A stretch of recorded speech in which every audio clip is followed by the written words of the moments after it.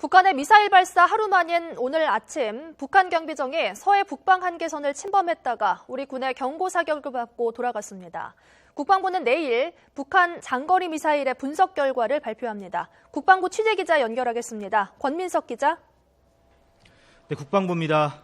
네, 먼저 북한 경비정의 NLL 침범 소식부터 전해주시죠. 네, 오늘 새벽 6시 55분쯤입니다. 서해 소청도 인근 해상에서 북한 경비정 한 척이 NLL 서해 북방 한계선을 침범했습니다. 북한 경비정은 우리 군의 수차례 경고 통신을 무시한 채 NLL을 넘었는데요. 북한이 작심하고 저강도 도발을 감행한 것으로 의심되는 대목입니다.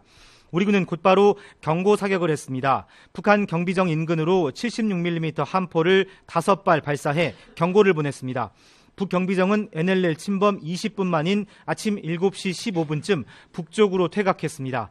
북경비정은 NLL을 300m 침범했으며 퇴각 과정에서 남북 간 무력 충돌은 없었던 것으로 전해졌습니다.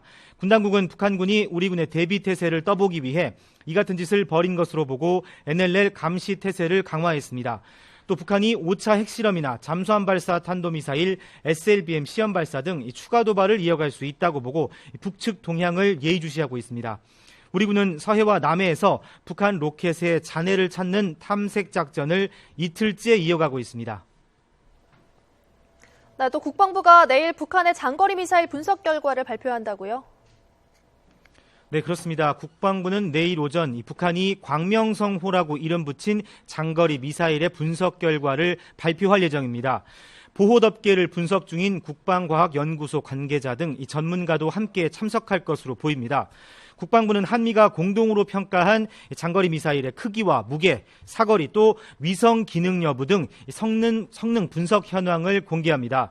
국방부는 광명성호가 지난 2012년 발사된 은하 3호보다 사거리가 3,000km 늘어난 13,000km에 달할 수 있는 것으로 추정하고 있습니다. 사거리 13,000km는 미국 동부까지 타격할 수 있어 사실상 미국 전역이 북한 탄도미사일의 사정권에 드는 것입니다. 정보당국은 또 광명성호 탄두에 탑재된 물체가 은하 3호의 2배인 200kg 정도로 파악하고 단 분리 기술도 일부 진전된 것으로 보고 있습니다.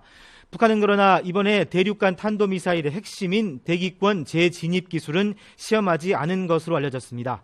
국방부 역시 북한이 이 기술을 보유했는지는 불투명하다며 결론을 내리지 않고 있습니다. 이런 가운데 북한은 설 명절을 맞아 장거리 미사일 광명성 4호 발사를 선전하면서 김정은 제1비원장을 향한 충성을 독려했습니다.